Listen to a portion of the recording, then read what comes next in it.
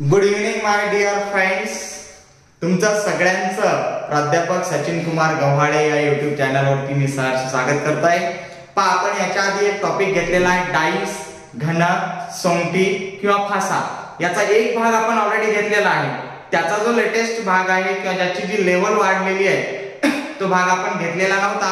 खास मुलांच्या आग्रहास्तव आपण हा या ठिकाणी भाग घेत आहे, ज्याच्यामध्ये तुम्हाला काही लेटेस्ट जे एक्झाम्पल आहेत, म्हणजे फॉर एक्झाम्पल ओपन डाईस कसं काढायचं, त्यानंतर 2 किंवा 3 स्थिती दिल्या असतील तेव्हा आपण अपोजिट नंबर कसा काढायचा, तर तो सगळा भाग आजच्या या व्हिडिओमध्ये आपण काय करणार आहे, पाहणार आहे. ओके, पण आता डाईस जेव्हा मी तुम्हाला शिकवलं होतं त्या डाईसचे जे 2 प्रकार आहेत ते प्रकार मी तुम्हाला शिकवले होते की कोणते कोणते होते. ऍक्च्युअली डाईसचे 2 प्रकार असतात. एक असतो साधा डाईस ज्याला आपण स्टँडर्ड डाईस म्हणतो आणि दुसरा असतो नॉन स्टँडर्ड डाईस. ओके, एक असतो ज्याला आपण प्रमाणित घन आणि दुसरा असतो अप्रमाणित घन.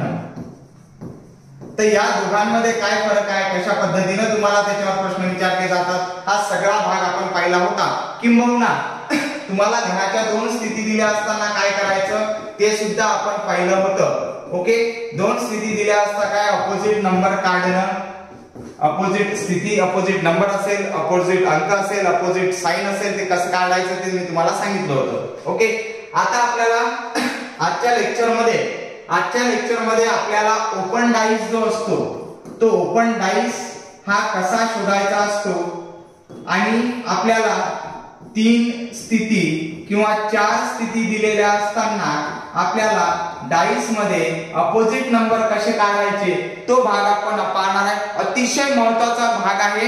एकही मिनिट तुम्ही मिस करायचा नाही. ज्या लोकांनी चॅनलला सबस्क्राइब केलं नसेल, लाईक केलं नसेल, त्यांनी सगळ्यांनी सबस्क्राइब करा आणि तुफान व्हायरल करा, कारण इतका इम्पॉर्टंट टॉपिक आहे हा की हा टॉपिक जर तुम्ही केला तर तुम्हाला डाईस वरचा एकही मार्क तुमचा मिस होणार नाही. याची मी 101% काय देतो, गॅरंटी देतो, हमी देतो.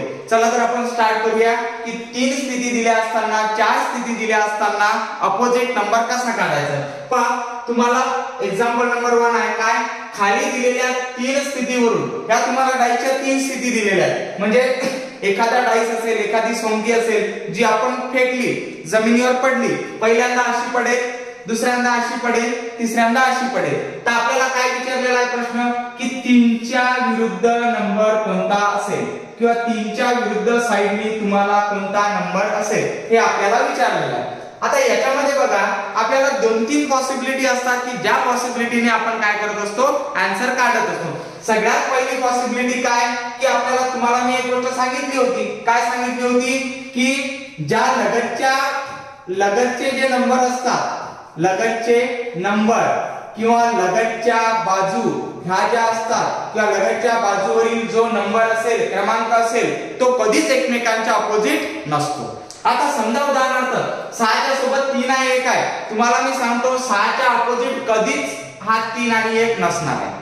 ओके, 5च्या अपोजिट 2 आणि 4 नसेल, 3च्या अपोजिट 5 आणि 1 नसेल. मग सगळ्यात पहिली गोष्ट अशी की जो नंबर आपल्याला दिलेला आहे त्या नंबरला शोधा की तो नंबर किती फिगर मध्ये आपल्याला कॉमन दिलेला आहे. तर तुम्हाला या गोष्टीवरून लक्षात येईल की इथं आपल्याला फक्त 2च आकृत्यांमध्ये हा कॉमन दिलेला आहे. आणि त्याच्यावरून जसं उदाहरणार्थ 3च्या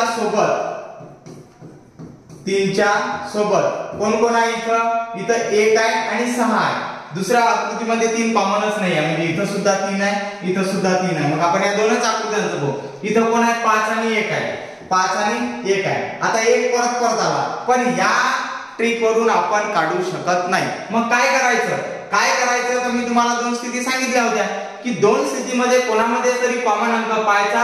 आता या कॉमन वरून आपण नाही काढू शकत, पण ही आणि ही या दोघांचा जर विचार केला तर आपण या दोघांच्या स्थितीवरून 3च्या अपोजिट कोण असेल हे आपण काढू शकतो. आता ते कसं काढायचं, त्याच्यासाठी काय करायचं पहा की आपल्याला ज्या स्थिती दिलेल्या आहेत ते सेम प्रोसेस, 2 स्थिती दिलेल्या असताना काय करायचं, मग आपण या दोघांमध्ये पाहायचं, दोघांमध्ये कॉमन कोण आहे, 5 कॉमन आहे. आपली जी ट्रिक होती काय की जो नंबर कॉमन आहे, स्थिती नंबर 1, स्थिती नंबर 2, कॉमन जो आहे तो आपण लिहून घेतला. आता दुसरं काय की क्लॉकवाईज डायरेक्शनला फिरायचं 5 नंतर कोण येते दुसऱ्या आकृतीमध्ये, तर 5 नंतर 4 येते, त्याच्यानंतर कोण येते, तर त्याच्यानंतर 2 येते. हे झालं स्थिती नंबर 1 चं. कोणाचं झालं, ही आपण आता या इमेजिन 2च करत आहे. त्याच्यानंतर याचाच विचार केला तर 5 नंतर कोणी 3 आणि 3 नंतर कोणी 1, म्हणजे 5 नंतर कोणी 3, 3 नंतर कोणी 1. ओके. आता सेकंड थिंग काय करायचं की तुम्हाला मी सांगितलं होतं काय की ज्या वेळेला आपण असे नंबर काढतो, ओके, तर काय असतं की 4 च्या विरुद्ध किती राहील, 3 राहील. आपल्याला क्वेश्चन विचारलेला काय विचारलेला आहे की 4 च्या विरुद्ध कोण राहील. 4 च्या विरुद्ध कोण आहे, 3 आहे, म्हणजे 4 च्या अपोजिटला 3 येईल. त्याच्यानंतर 2 च्या अपोजिटला कोण येईल, तर 2 च्या अपोजिटला 1 येईल. आणि तिसरं, आता मला सांगा डाईस मध्ये 1 2 3 4 5 आणि 6 एवढेच नंबर असतात. याच्यापैकी 5 पण गेला, 1 पण गेला, 2 पण गेला, 3 पण गेला, 4 पण गेला, राहिला कोण, तर तो राहिला 6. याचा अर्थ 5 च्या विरुद्ध कोण येईल, तर 5 च्या विरुद्ध 6 येईल. आपल्याला एकच काढायला सांगितलं, आपण तिन्ही पेअर काढल्या, म्हणजे काय, तर या 3 च्या विरुद्ध कोण येईल, तर option number C 4. That is our correct answer. हे काय आपलं करेक्ट आन्सर. आपण पहिले काय केलं, कॉमन पाहिलं, कॉमन सापडलं नाही, मग या दोन स्थितीमधून सापडलं, ते काय केलं आपण काढलेलं आहे. क्लिअर इथपर्यंत. चला सेकंड एक्झाम्पल. खाली दिलेल्या आकृतीवरून 6 च्या विरुद्ध बाजूवर कोण आहे, कोणाच्या विरुद्ध विचारलं, 6 च्या. मग आता या 3 ज्या स्थिती दिलेल्या आहेत आपल्याला 1 2 आणि 3. पहिली गोष्ट सगळ्यात आधी आपण या तिघांमध्ये कॉमन कोणता नंबर आहे ते पाहू. कोणता कॉमन नंबर आहे, तर याच्यामध्ये सुद्धा 6 आहे, याच्यामध्ये सुद्धा 6 आहे, याच्यामध्ये सुद्धा 6 आहे. क्लिअर. मग आपल्याला 6 च्या सोबत कोण कोण आहे, तर ते सगळ्यात आधी पाहू आपण. 6 च्या सोबत इथं कोण आहे, 3 आहे, 2 आहे. क्लिअर. इथं मग कोण आहे, 4 आणि 2 आहे. 2 ऑलरेडी घेतला, किती आहे, 4 आहे आणि 2 आहे. इथं 6 च्या सोबत कोण आहे, 4 आणि 5 आहे. 4 ऑलरेडी आपण घेतला, 4 आणि कोण आहे, 5 आहे. आता मला सांगा हे 4 नंबर जर सोबत असतील, कारण कोणत्याही गणाच्या आपल्याला 3 स्थिती एका साइडने दिसतात, जर हे सोबत असतील तर हे याच्या विरुद्ध असतील का, नाही. मग राहिलं कोण, तर राहिलं 1. म्हणजे याचा अर्थ काय, 6 च्या विरुद्ध कोण आहे, तर तो 1 आहे. 6 च्या विरुद्ध कोण आहे, तर तो 1 आहे. ऑप्शन नंबर किती, 1 is the correct answer. Clear. म्हणजे काय, आपण शोधायचं, 4 ची जरी आली तरी तसंच करायचं, आणि नाही आलं तर मग आधी जे सांगितलं त्या पद्धतीने करायचं. तुम्हाला ज्या पद्धतीनं सुचतं त्या पद्धतीने आपण काय करायचं, आन्सर काढायचं. कारण आन्सर बरोबर येण्याला महत्व आहे. तुम्ही कसं काढलं, काय केलं, कॉमन काढलं की डायरेक्ट केलं की 2 स्थिती निवडल्या, याच्याशी काही आयोगाला घेणं देणं नसतं. क्लिअर. मग याचा ऑप्शन नंबर किती, 1. क्लिअर. चला नेक्स्ट एक्झाम्पल. आता इथे किती दिलेल्या आहेत आपल्याला, इथे दिलेल्या 4 स्थिती. किती दिलेल्या आहेत, 4 स्थिती. आता 4 स्थितीमध्ये आपण काय करायचं, तर इथे दिलेलं आहे काय, आपल्याला कोणाच्या विरुद्ध काढायला सांगितलं, 4 च्या विरुद्ध. मग आता कॉमन कोण कोण आहे, तर कॉमन पाहू आपण. चला याच्यामध्ये किती आहे, 4 कॉमन आहे. याच्यामध्ये कोण आहे, 4 आहे. याच्यामध्ये सुद्धा कोण आहे, 4 आहे. आता त्याच्यामध्ये नाही तर सोडून द्या. चला आपण 4 च्या सोबत कोण कोण आहे ते सगळ्यात आधी पाहायचं. 4 च्या सोबत कोण आहे, इथं 2 आहे, 6 आहे, म्हणजे ते विरुद्ध येतील का, नाही. इथं 4 सोबत कोण आहे, 5 आहे, 1 आहे. झालं. 4 च्या सोबत 5 आहे, 1 आहे. इथं 4 च्या सोबत 1 आहे, 6 आहे. हे 4 नंबर गेले. राहिला कोणता नंबर, तो नंबर राहिला 3. मग 4 च्या विरुद्ध कोणता अंक येईल, तर 4 च्या विरुद्ध अंक येईल 3. 4 च्या विरुद्ध कोण येईल, तर तो अंक येईल 3. कारण याच्यामध्ये 3 दिलेला आहे का, नाही. म्हणजे आपला आन्सर कोणता येईल, आन्सर नंबर 3. ओके. कधी कधी तुम्हाला डायरेक्ट विचारतात, कधी कधी तुम्हाला गुगली टाकतात. त्यांनी काही करू, जर आपल्याला नंतर जर तुम्हाला बाकीचे विचारले तर बाकीचे सुद्धा काढू शकता तुम्ही. आलं का लक्षात, बाकीचे सुद्धा तुम्ही काय करू शकता, काढू शकता. आता नेक्स्ट, हे झालं सगळं क्लोज डाईसचं. इथपर्यंत पाहिलं आपण कशाचं, हे सगळे एक्झाम्पल आहेत क्लोज डाईस. म्हणजे याला आपण काय म्हणतो, बंदिस्त ठोकळे किंवा घन किंवा डाईस. पण कधी कधी तुम्हाला ओपन डाईस करून देतात. ओके. आता ओपन डाईस करून जेव्हा दिलं जातं तेव्हा आपल्याला अपोजिट पेअर काढायचे असतात. काय काढायचे असते? Opposite pair. मग जेव्हा आपल्याला ओपन डाईस करून दिला जातो आणि तेव्हा अपोजिट पेअर केले जातात तेव्हा एक बेसिक रूल आपण लक्षात ठेवायचा. काय लक्षात ठेवायचा? तर पहा, समजा आता मला सांगा की आपल्याला डाईसच्या अशा किती बाजू दिसतात? अशा 3च बाजू दिसतात. क्लिअर? मग आता मला सांगा, ही जर आपण सरळ केली वरची तर ही वरची बाजू इकडे वर येईल. ही जर सरळ केली तर ही बाजूची इकडून येईल. क्लिअर? त्याच्यानंतर याच्या बॅक साइडनं जी आहे ती कुठे येईल? इथं येईल. खालची जी आहे ती इथं येईल. ओके. आणि त्याच्या मागची जी आहे ती एकतर वरून मागे येईल किंवा खालून मागे येईल. ओके. क्लिअर ना? मग आता मला सांगा की हा जो आपल्याला भाग दिसतो हा भाग हा. क्लिअर? म्हणजे याचा अर्थ काय की हा इकडचा भाग आणि इकडचा भाग हा जो आहे या हा जर ए असेल तर याच्या विरुद्ध हा बी असेल. म्हणजे काय? इथं जर हा सी असेल त्याच्या विरुद्ध कोण राहील? डी. कोण राहील? डी. इथं जर ई असेल त्याच्या विरुद्ध कोण राहील? एफ. याचाच अर्थ काय? याचाच अर्थ सरळ सरळ एक आहे, जेव्हा तुम्हाला ओपन डाईस दिला जातो, जेव्हा तुम्हाला ओपन डाईस दिला जातो तेव्हा एक प्रिन्सिपल आपण लक्षात ठेवायचं. काय लक्षात ठेवायचं? तर पहा, अतिशय महत्त्वाची गोष्ट आहे, जेव्हा तुम्हाला ओपन डाईस दिला जातो, काय ओपन डाईस जेव्हा दिला जातो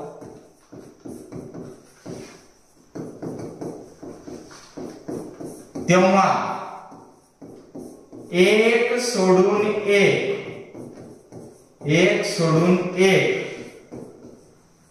एकमेकांच्या विरुद्ध असतात. एकमेकांच्या विरुद्ध असतात. क्लिअर? विरुद्ध असतात. बस एवढंच प्रिन्सिपल आपल्याला काय करायचंय? लक्षात ठेवायचंय. मग आता मला सांगा इथं एक सोडून एक जर विचार केला तर ए च्या विरुद्ध कोण येईल? डी. ए च्या विरुद्ध कोण येईल? डी. एक सोडून एक बी च्या विरुद्ध कोण येईल? तर बी च्या विरुद्ध येईल एक. हा सोडला हा कोण येईल? ई. आणि राहिला कोण? सी. तर सी च्या विरुद्ध कोण येईल रे बेंट्या? तर सी च्या विरुद्ध येईल एफ. झाल्या आपल्या अपोजिट पेअर. काय झाल्या आपल्या अपोजिट पेअर. म्हणजे कदाचित एक्झाम्पल हे दिलं पण तुम्हाला विचारलं सी च्या अपोजिट कोण येईल? तर सी च्या अपोजिट कोण येईल? तर सी च्या अपोजिट येईल एफ. क्लिअर? नेक्स्ट मध्ये आता इथं तर काहीच प्रॉब्लेम नाही. Simple logic. काय? एक सोडून एक. बी च्या विरुद्ध कोण येईल? डी. सी च्या विरुद्ध कोण येईल? ई. आणि राहिला ए. ए च्या विरुद्ध कोण येईल? एफ. झालं तुमचा आन्सर. काय? पहा, ए च्या विरुद्ध अपोजिट कोणाला? एफ. बी च्या विरुद्ध कोण येईल? तर बी च्या विरुद्ध येईल डी. आणि सी च्या विरुद्ध कोण येईल? तर सी च्या विरुद्ध येईल तुमचा ई. हे झाल्या तुमच्या काय? जोड्या. याला म्हटलं तर विरुद्ध जोड्या. काय म्हटलं तर याला? विरुद्ध जोड्या. क्लिअर? क्लिअर का इथपर्यंत? कोणाला काही याच्यामध्ये अडचण? कोणाला काही अडचण आहे का? चला नेक्स्ट एक्झाम्पल. Same way. आता याच्यामध्ये सुद्धा तसंच आहे. काय केलेलं आहे पहा. याच्यामध्ये काय केलं? सेम आपल्याला विरुद्ध जोड्या विचारलेल्या आहेत. मग आता एक सोडून एक. आता येते एक्झाम्पल आपण आधीच पाहिलं. बी च्या विरुद्ध कोण येईल? डी. सी च्या विरुद्ध कोण येईल? ई. त्याच्यानंतर ए च्या विरुद्ध कोण येईल? तर एफ. झालं तुमचा आन्सर. काही करण्याची गरज नाही. काय केलं? ए च्या विरुद्ध येईल तुमचा ए. याच्या विरुद्ध एफ. आता हा कॉमन निघतात. राहिलेले मग एकमेकांच्या विरुद्ध राहतात. आता इथं सलग 4 आहेत ना. याच्या विरुद्ध हे येईल, याच्या विरुद्ध हे येईल. म्हणजे राहिलेले एकमेकांच्या काय येतील? विरुद्ध येतील. ए च्या विरुद्ध एफ. बी च्या विरुद्ध कोण राहील? तर बी च्या विरुद्ध कोण राहील हे सांगितलं मी तुम्हाला. कोण? डी. आणि सी च्या विरुद्ध ई. सी च्या विरुद्ध कोण राहील? ई. ह्या झाल्या आपल्या काय? विरुद्ध जोड्या. काय राहील? विरुद्ध जोड्या. आता याच्यामध्ये थोडासा ट्विस्ट आहे. काय? पहा, आता ए च्या विरुद्ध इथं 1/1 एक सोडून एक सी हे आपण काढू शकतो. इथं डी च्या अपोजिट एफ हे सुद्धा काढू शकतो. ओके. कारण एका मागे एक आहे. बरोबर आहे. मग आता राहिला कोण? बी. बी च्या विरुद्ध कोणी? बी च्या विरुद्ध कोणी? तर ऑब्विसली बी च्या विरुद्ध कोणी? ई येईल. हे आपलं काय? आन्सर. चला नेक्स्ट पुढलं. आता इथं पहा. इथं सुद्धा तेच आहे. काय येईल पहा. आता पहिले 3 पाहायचे. 3 पाहिल्यानंतर बाकीचं आपण काय करू शकतो? सॉल्व करू शकतो. ओके. म्हणजे आता जर इथं पाहिलं आपण तर b च्या विरुद्ध कोण येईल? एक सोडून एक d. हा झाला b च्या विरुद्ध झाला d. याच्यामध्ये कोणाला काही अडचण नाही. ओके, मग आता राहिला c, पण एका मागे एक येतात का? नाही. मग इथे लक्षात ठेवायचं c च्या विरुद्ध येते f. c च्या विरुद्ध कोण येते? f. आणि राहिलं कोण? राहिलं a च्या विरुद्ध e. a च्या विरुद्ध कोणी? तर a च्या विरुद्ध येईल e. हे तुमचं आन्सर. याला म्हणतात विरुद्ध जोड्या. विरुद्ध जोड्या. चला लक्ष द्या, एकदा पाहून घ्या काय काय करायला सांगितलं मी तर. पहा नेक्स्ट एक्झाम्पल. a च्या विरुद्ध कोण येईल? तर a च्या विरुद्ध येईल d. b च्या विरुद्ध कोण येईल? तर b च्या विरुद्ध येईल e. आणि c च्या विरुद्ध कोण येईल? f. म्हणजे इथं काय? a च्या विरुद्ध येईल d, b च्या विरुद्ध येईल e आणि c च्या विरुद्ध येईल f. हे आपला आन्सर. त्याला म्हटलं आता अपोजिट काय? पेअर. काय म्हटलं? तर अपोजिट पेअर. नेक्स्ट चला पुढलं.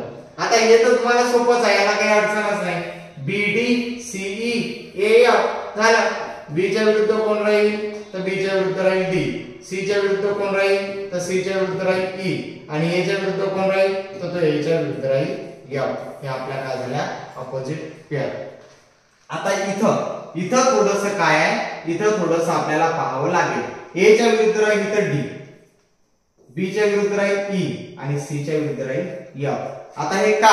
तर ते जोडजाड केल्यानंतर येत असतं, एवढं लक्षात ठेवायचं. म्हणजे काय? A च्या विरुद्ध राहील इथं आपल्याला D, B च्या विरुद्ध राहील E आणि C च्या विरुद्ध राहील इथं F. याला म्हटलं आता अपोजिट जोड्या.